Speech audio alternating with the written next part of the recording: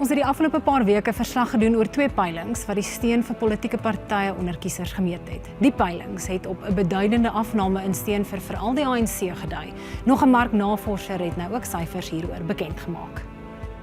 Die marknavorsingsagentskap Victory Research het onlangs die eerste van 3 stelle data bekend gemaak wat fokus op die Suid-Afrikaanse politieke landskap en die steun wat partye in aanloop tot die nasionale verkiesing in 2024 geniet. Die opname is oor 'n tydperk van net meer as 'n maand gedoen en 3204 geregistreerde kiesers het deelgeneem.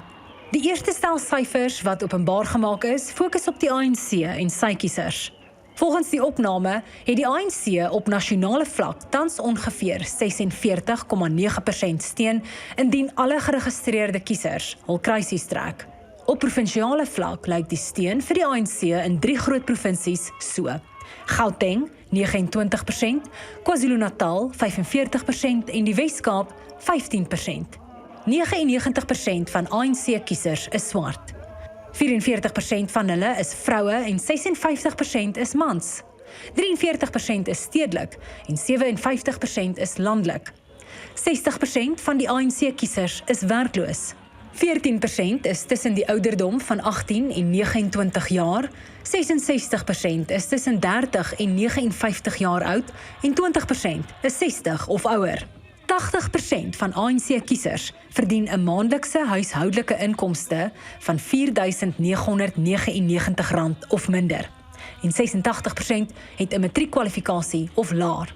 Volgens die opname het steun vir president Cyril Ramaphosa van net voor sy verkiesing in 2019 geval van 60% na 49% in 2022. Onder ANC-lede het Ramaphosa se steun ook volgens die opname afgeneem van 75% voor sy verkiesing in 2019 tot 66% vanjaar.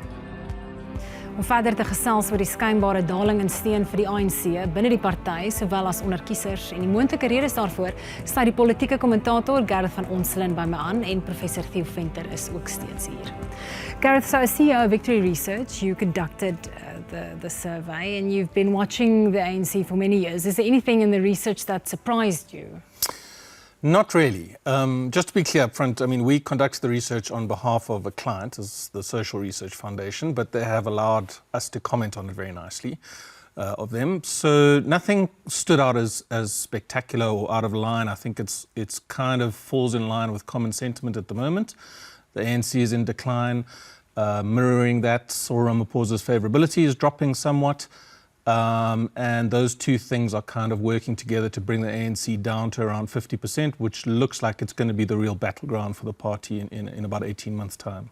Theo, dis nou die hoeveelste peiling wat dui op 'n daling in steun vir die ANC. Is daar enige manier wat die party die skip voor 2024 kan omdraai? Wel, as mens kyk na hulle beleid van renewal, dan is daar baie min. Ek het toevallig nou die dag weer die dokumentasie gelees van die 2017 Nasrek-konferensie, waar renewal of hernuwing ook die groot tema was, en daar het eintlik nie veel gebeur van toe tot nou nie. Nee, ek dink nie daar's baie wat jy kan doen nie. En daar's baie lesse wat ons leer uit politieke partye wat met vernuwingsprosesse wil begin. Jy doen dit wanneer jy op jou sterkste is. Jy doen dit nie wanneer jy besig is om steun te verloor nie. En daai les het ons ook geleer by die ou nasionale party. Hy het dieselfde probeer doen terwyl die tendens eintlik afnemend was. En ek dink by die ANC sien ons ook 'n afnemende tendens. Aan die een kant afnemend, maar aan die ander kant ook kiesers wat net nie meer belangstel om stembus toe te gaan nie. Dis 'n ander deel wat Suid-Afrika bietjie anders maak as meeste ander demokrasieë.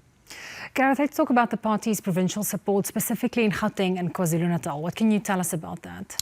So there's mirroring the national decline, there's a decline in each of those provinces for the ANC support.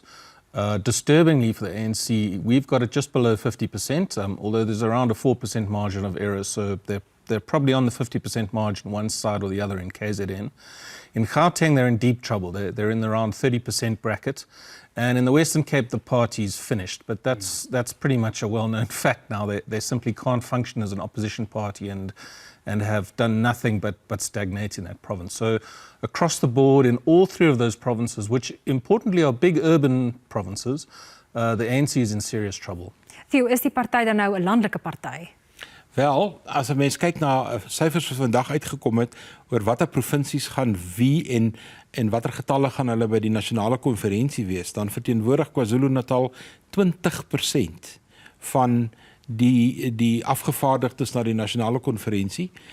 Die Oos-Kaap verteenwoordig 15% en Limpopo verteenwoordig 15%. So as jy daai 3 provinsies bymekaar tel, dan is dit meer as die helfte van die ANC en al 3 daai provinsies is baie sterk plattelandse provinsies. So ja, ek dink dit begin na die platteland loop en dis natuurlik 'n storie wat die ANC inhaal toe hulle in 91, 92, 93 in die land ingekom het, was die ANC 'n kleinerige party en hulle het 'n ooreenkoms eintlik aangegaan met die tradisionele leierskap van die destydse tuislande en dit is nou die kiezer waarmee hulle vandag sit. En ek dink Gareth is heeltemal reg.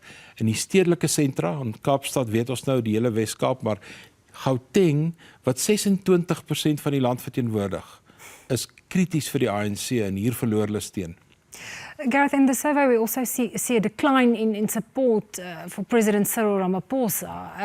How concerned should the party be about that, because they've sort of built, or their hope is sort of built around him? Yes, they should be very worried. I mean, Cyril Ramaphosa, any leader of any political party is the kind of flag bearer for that party. They epitomize the party in its best sense. And typically their favorability is bigger than the party's actual support level, which makes sense because it's their job to win new voters over, so they should have the greatest appeal. And Cyril Ramaphosa has been able to do that for a while now. He certainly could do it ahead of 2019 when his favorability was around 60%, which was bigger than the ANC's vote share, and he could pull more people in based on his promise. What's happening now is that promise of renewal is being eroded, mainly through a whole lot of service delivery failures, a whole lot of corruption in action or the perception that it's not being taken seriously. And so his favorability has dropped down to around 49%, and it's starting to level out with the ANC's support. The consequence of that is that he becomes limited in the degree to which he can win new people over outside the ANC's brand, and its brand of being kind of incompetent and corrupt starts to dominate the vote share, and the party stagnates further. Daai punt van Ramaphosa, Theo, Sunday Times het die naweek berig dat minister Nkosazana Dlamini-Zuma haar hand opgesteek het en gesê sy sal weer verkiesbaar wees as president van die ANC aan die einde van die jaar wanneer hulle leiers kies. Hoe bekommerd behoort Ramaphosa daaroor te wees? Ja, dis vir my 'n baie interessante ontwikkeling. Ek dink nie hy moet baie bekommerd daaroor wees nie. Sy's nou 74 jaar oud, sy's in 1948 gebore. Ek dink ouderdom tel teen haar gebrek aan energie in die politiek, om skares te lok, alles wat Gareth nou gesê het, wat ten gunste van Ramaphosa tel, dink ek werk nie vir haar nie. Ons het gesien in 2017, sy moes eintlik 'n hele span moes haar eintlik dra vorentoe, maar ek dink haar nominasie is waarskynlik om 'n bietjie meer diversiteit te bring. Anderster is Ramaphosa ongeoponeer en kan hy dalk by verstek leier word van die ANC, en ek dink dit wil sy opponente verhoed. Gareth, you write about the goodwill factor among ANC voters is a modern miracle. Why do some South Africans still vote for the ANC? Well, that's a very complex question, and we could talk about it for a long period of time. Based on what the survey finds, the reason why I say that is, an audit of the national government's performance on a whole lot of key indicators, things like accountability, good governance, policies. The findings were dire across the board, not just amongst ANC voters. There were very, very low scores. And so the perception that the national government is doing well doesn't exist. And so you have to ask, how is it when all voters generally have this perception that the government's doing so badly that the ANC can still pull in almost 50% of the vote?